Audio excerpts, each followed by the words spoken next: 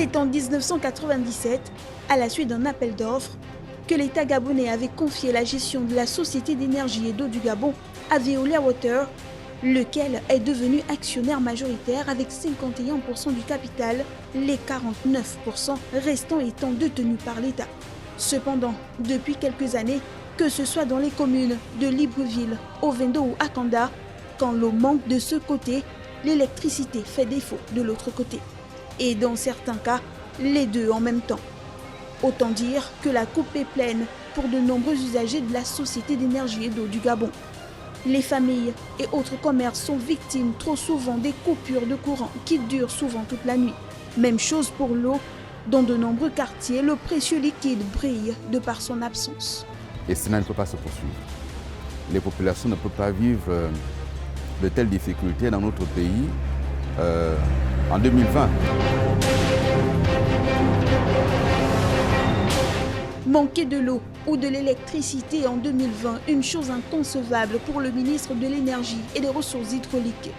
Que cela se produise une fois en passant pourrait se comprendre, mais que cela soit répétitif et sans explication de surcroît, il y a de quoi inquiéter et susciter des interrogations. Nous reconnaissons ces derniers temps, ces dernières années surtout, les produits de la SCG notamment en eau ont eu une dégradation au niveau de la qualité.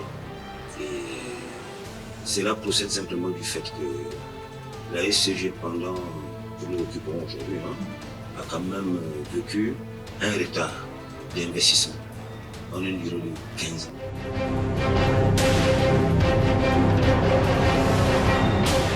En électricité également, c'est vrai, il arrive des moments où nous connaissons des interruptions de fourniture, et surtout lorsque nous traversons des périodes de fortes pluies.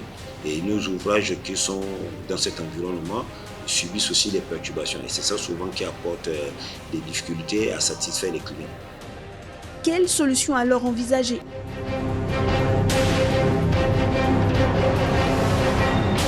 Je pense que des solutions doivent être trouvées, mais il faut surtout réfléchir à la question de la libéralisation du secteur et introduire une concurrence dans l'offre, que ce soit en énergie électrique ou en électricité, en attendant que le gouvernement se prononce définitivement sur le sujet.